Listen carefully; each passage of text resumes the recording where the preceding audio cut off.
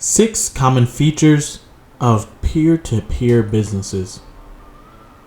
Hi, my name is Dylan Brown, the host of Coffee Flavored Crypto. This is where you can get the latest crypto news, project reviews, and crypto trading edutainment. Learn about different altcoins, historical Bitcoin cycles, and get the latest in everything crypto. Follow our other social media, specifically our Twitter page, C_F_crypto. Again, C_F_crypto. Follow us on Instagram, Coffee Flavored Crypto. Again, Instagram, Coffee Flavored Crypto. Keep watching. I got more for you guys. Sponsored by Body Brand LLC. The digital transformation of traditional corporate businesses towards a more peer-to-peer business model implies a fundamental change in thinking, corporate culture, and organization. The success factors of the peer-to-peer business lie in the following characteristics. Coffee Flavored Crypto's purpose is to be the top aggregator of crypto info. In this video, we will answer the question at hand for you, so you can be a part of the future of technology. Like, comment, share this video so you can see if you disagree or agree with our crypto takes. Let's get started. I've recently seen people talking about peer-to-peer on the internet. But what is peer-to-peer? Peer-to-peer is a way of communicating directly between two parties, with no third parties in between.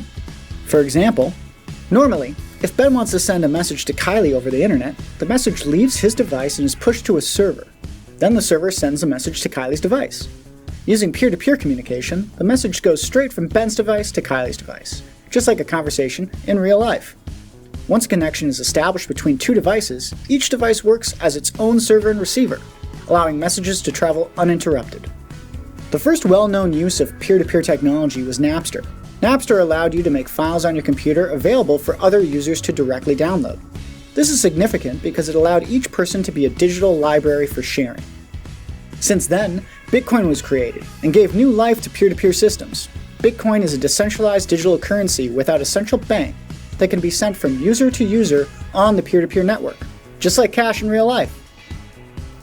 So, why does this matter? Well, when data gets sent to a central server, it can be monitored, stored for later use, sold to third parties, or stolen by criminals. One of the big benefits of peer-to-peer is how you get to control your data. As a user of the internet, you have a right to your data, but when you use services that require a central server, your data is theirs. While most platforms let you download and view your data, where that data goes and how it's stored is in their control, which means they might also sell it. Peer-to-peer lets you take full control of who sees your data, where your info goes, and how it's used. With no third party holding your data, the power is in your hands. Peer-to-peer also helps ensure security. Since your data is stored on your device, criminals can't exploit a server to get your info. With the help of decentralization and encryption, a user has even more security and independence than ever before. The internet was created with free information and global connection at its core. As a user of the internet, you can choose which platforms you support with your data and time. Centralized systems might use your data and time for their own benefit. A centralized system makes it much harder for startups, creators, and other groups to grow their internet presence without worrying about those centralized platforms changing the rules or taking away their audiences and profits to protect their own power. This hurts innovation and prevents competitors from emerging, and without competitors, the user experience will suffer. So now you know what peer-to-peer is, so now let's look at the 6 common features of a peer-to-peer business. Number 1, design thinking. What is design thinking? So it can be defined as a discipline that uses the designer's sensibility and methods to match people's needs with what is technologically feasible and what is viable business strategy can convert into customer value and market opportunity. It involves getting the best possible understanding of a user's needs and the problem is to be solved by the product, including defining the problem strictly from the client's perspective, then generating new product ideas, prototyping, and testing them. However, this process is iterative and not linear, and takes in close collaborations with clients. The approach seeks not to limit the creativity of developing new solutions by thinking about what resources are needed. First, consider the ideal solution rather than the operational planning, and not the other way around. In the past, product innovations were mostly driven by corporate technicians and engineers and sold by marketing people whose jobs was to convince customers of the benefits. In the design thinking model, every innovation process starts from the customer's side and operationalized by the engineers. Number 2, collaboration and open source approach. In this approach, when developing production processes for a new product, companies should decide what they do best, identify where their expertise is, and what could others do better. They should share information and collaborate with external partners in the supply chain.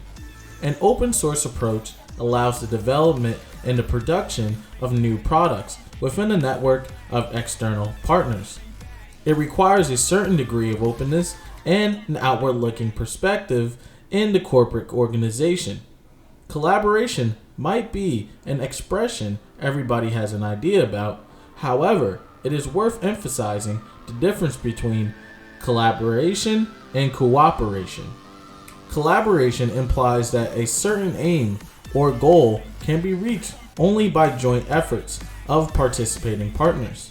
In other words, everyone depends on their success in the activity of the cooperating partner organization. Successful collaborations require a win-win situation where every partner benefits. In cooperation, it would be advantageous for the partners to work together, but they do not have to do so in order to achieve said goal. Number 3, agile organization. For a supply chain to be agile, its processes and organization need a high degree of flexibility, which means they can react quickly to changes and be optimistic and opportunistic. Decision making must be rapid, with a flat decision making hierarchy and employees empowered to decide autonomously. The corporate culture must allow for mistakes and risk taking. Now, MVPs, minimum viable products, can come on the market, which, on one hand, shortens product development cycles, but on the other hand, shifts the risk of the product failures towards the customers. Number 4, scalability. Within the collaboratively organized supply chain of all the interfaces of the corporate structure towards its stakeholders should be scalable in ways that are standard and automated.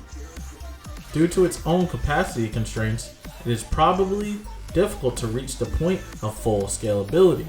However, by close collaboration with network partners, which in effect become participants in the company's own production processes, a certain degree of scalability can be reached.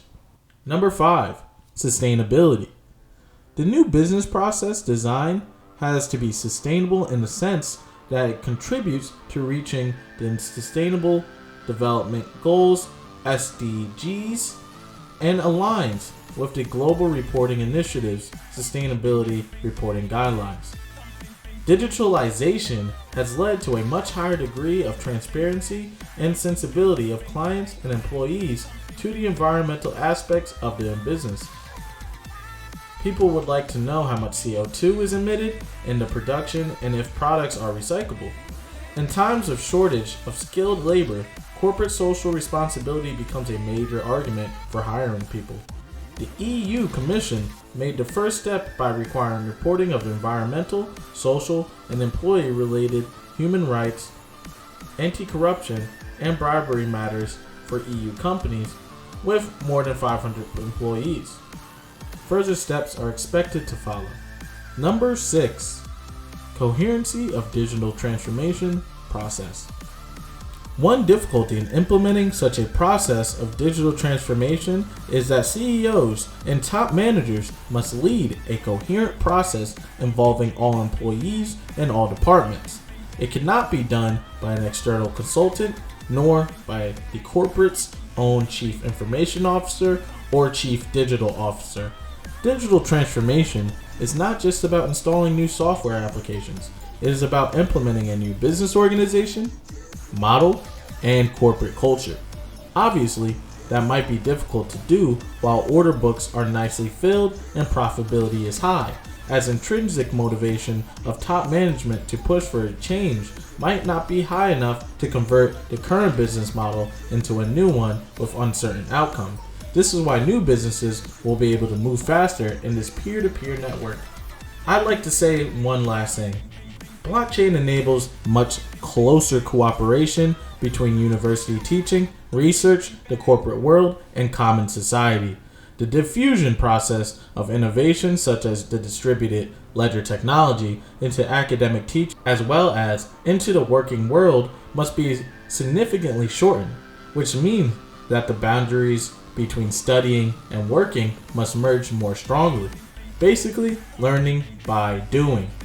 Be the driver or motor for social innovation in your community and the world at large.